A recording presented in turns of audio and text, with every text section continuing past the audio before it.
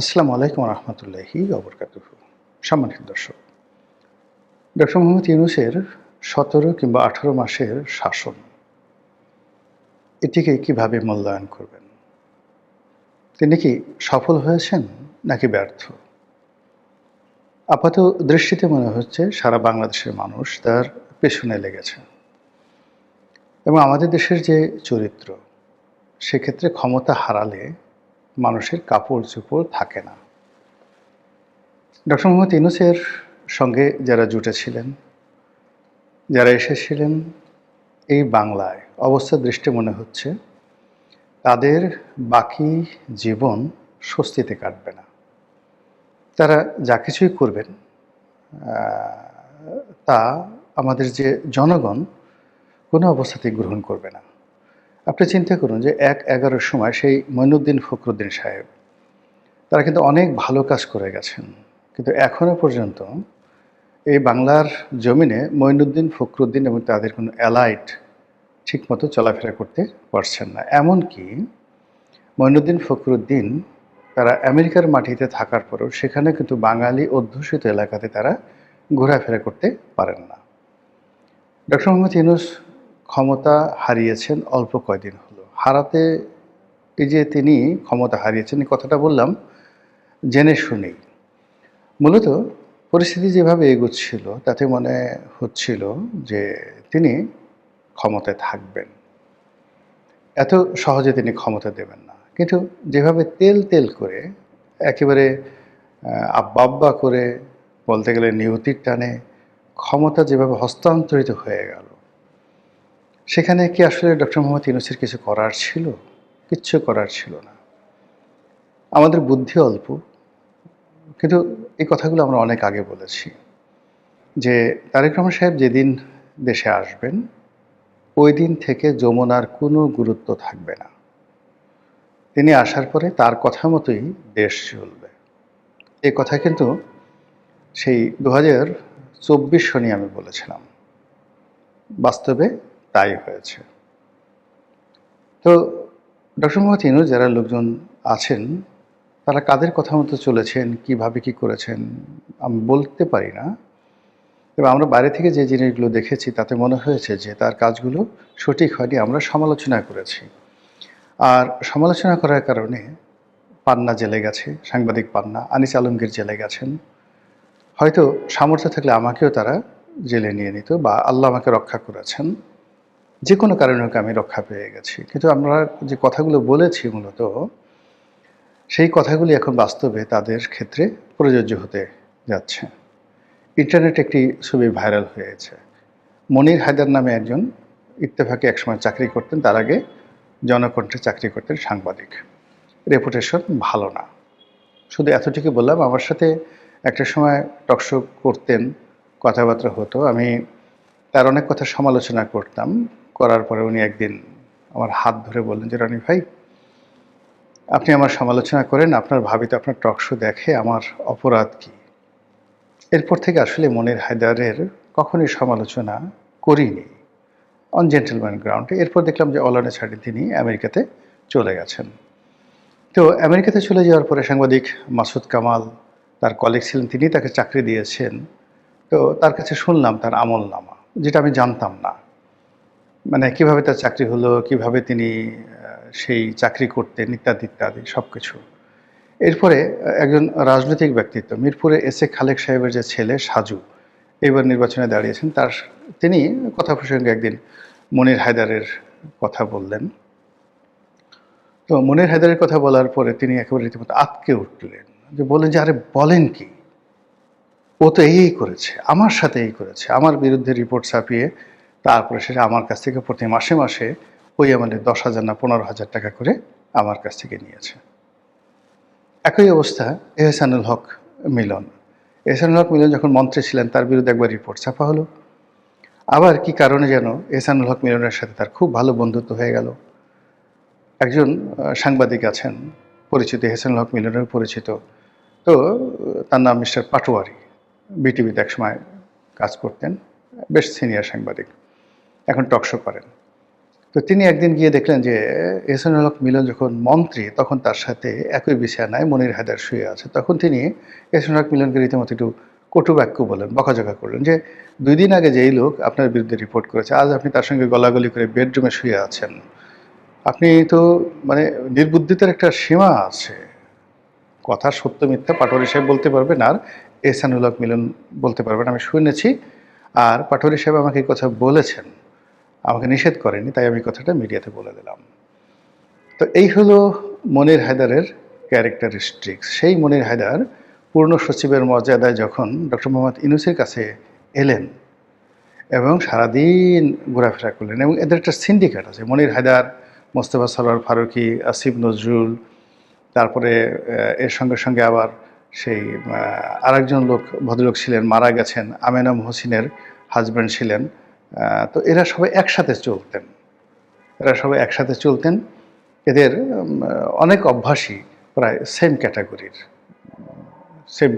আপনি তো বুঝতে পারছেন, সেম ক্যাটাগরির মানে পানীয় ঠানীয় পান করা, যে কোনো, সেটা কোকাকোলা হোক বা অন্য যে কোনো জিনিস হোক, একসাথে পান করার অভ্যাস এদের রয়েছে। তো সেই মনির হায়দার আসলেন, তারপরে লুৎফে সিদ্দিকী আসলেন। লুৎফে সিদ্দিকী এই মানুষটি মানে কি বলবো, মানে এর বাবা আইজি সাহেব ছিলেন, খুব ভালো মানুষ ছিলেন। তারপর তার মা রেহানা সিদ্দিকী, তিনি একজন ভালো শিল্পী ছিলেন। এই ভদ্রলোক দেশের বাইরে ছিলেন, কিন্তু তার কথাবার্তা, অ্যাটিটিউড, মুখ বাঁকা করে ইংরেজি বলা, খুব স্টাইল করে ইংরেজি বলা, সব কিছু দেখে মনে হচ্ছিল যে সহজ কথাটা তিনি সহজভাবে বলতে পারেন না বা বলতে চান না। অনেকটা রবীন্দ্রনাথের হিং সিং ফটের মতো কথাবার্তা বলেন, মুখ একটু বাঁকা করে কথা বলেন, তারপরে একটু স্টাইল করে সেই একটু বাঁকা হয়ে বসেন, পায়ের উপর পা তুলে ক্রস লেগ করে বসেন। এগুলো বাংলাদেশি কালচারে যায় না। পশ্চিমা দুনিয়াতে তিনি আসলে কত বড় পদে চাকরি করেন, কি করেন, তার সফলতা কি আই ডোন্ট নো। কিন্তু তারকে যখন ডক্টর মোহাম্মদ ইউনূস এলেন, আমার কাছে মনে হয়েছে এই কাজটা ভালো হয়নি। তিনি তাসনিম জারাকে নিয়ে আসলেন রাজনীতি করার জন্য, এনে এনসিপিতে ঢুকিয়ে দিলেন। ও মাই গড, গেল তাসনিম জারা, এই মেয়েটার জীবনও শেষ।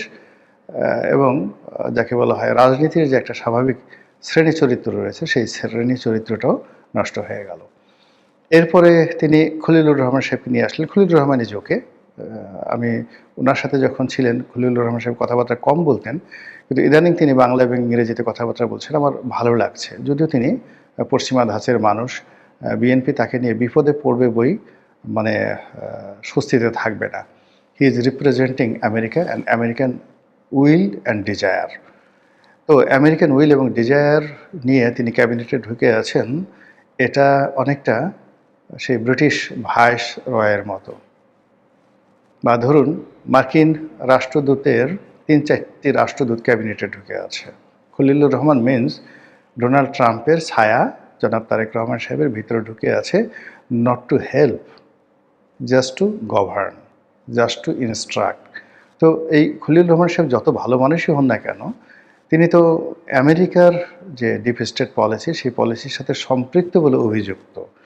কাজেই সেখানে আমেরিকার স্বার্থ রক্ষা করতে গিয়ে তিনি যেভাবে ডক্টর মোহাম্মদ ইউনূসকে ডুবিয়েছেন, একইভাবে তারেক রহমান সাহেবের যে ডুবন্ত ডুবন্ত তারেক রহমান, এটার একটি স্পষ্ট প্রতিচ্ছবি আপনি খলিলুর রহমান সাহেবের মুখের দিকে তাকালে আপনি বুঝতে পারবেন। যদিও সে, আমি বললাম, ভালো মানুষ এবং শিক্ষিত এবং সজ্জন ব্যক্তি।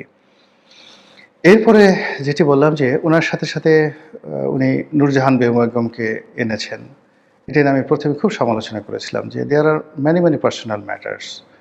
অনেকেরই প্রেমিকা থাকে, অনেকেরই ভালো লাগার মানুষ থাকে, আত্মীয় স্বজন থাকে, খালাতো ভাই, মামাতো ভাই, শালা, সম্বন্ধী, অনেক কিছু থাকে, কিন্তু it should not be in public.